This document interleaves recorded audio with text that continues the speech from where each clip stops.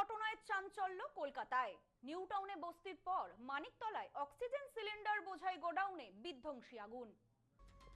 New টাউনের পর এবার কাকুরগাছি শহরে একাধিক অগ্নিকাণ্ড, একের পর এক সিলিন্ডার বিস্ফোরণ।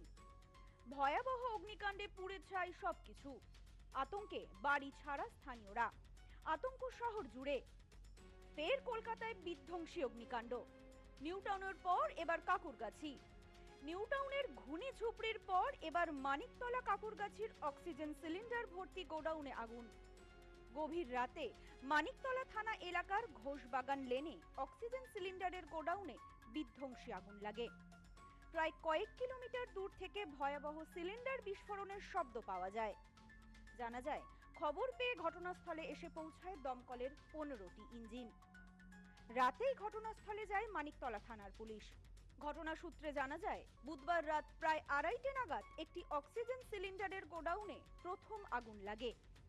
আগুনের তীব্রতা এতটাই বেশি যে পাশে থাকা প্লাস্টিকের স্ক্র্যাপের গোডাউন সহ একাধিক গোডাউনে দ্রুত আগুন ছড়িয়ে পড়ে।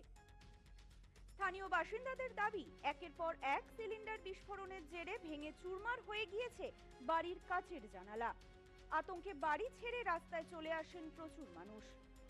এর আগে বুধবার বিধ্বংসী আগুনে পুড়ে ছাই হয়ে যায় নিউ টাউনের ঘুনি বস্তির বেশিরভাগ অংশ। শীতের রাতে গৃহহীন হয়ে পড়লেন কয়েকশো মানুষ। দমকলের 20টি ইঞ্জিনের দীর্ঘক্ষণের চেষ্টায় আগুন নিয়ন্ত্রণে আসে। গোটা এলাকা বিদ্যুৎ বিচ্ছিন্ন করে দেওয়া হয়।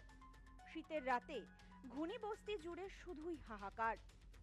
গরিব মানুষগুলো সর্বস্ব হারিয়ে কার্যত খোলা আকাশের নিচে আশ্রয় নিয়েছেন।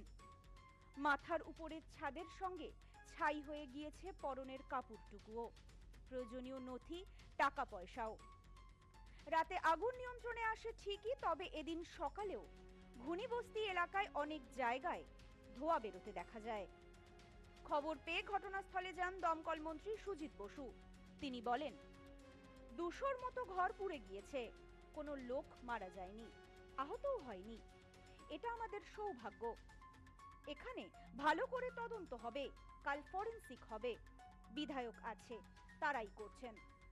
শহরের একাধিক জায়গায় পরপর এমন অগ্নিকাণ্ডের ঘটনায় চাঞ্চল্য ছড়িয়েছে শহর জুড়ে। আতঙ্কিত শহরবাসী। পরিস্থিতি স্বাভাবিক করার কাজ করছে পুলিশ প্রশাসন। তবে পুলিশ প্রশাসনের পক্ষ থেকে জানানো হয়েছে, পরিস্থিতি বর্তমানে অনেকটাই নিয়ন্ত্রণে। পাশাপাশি খতিয়ে দেখা হচ্ছে আগুন লাগার কারণ। Bureau report, news no man's land, Kolkata.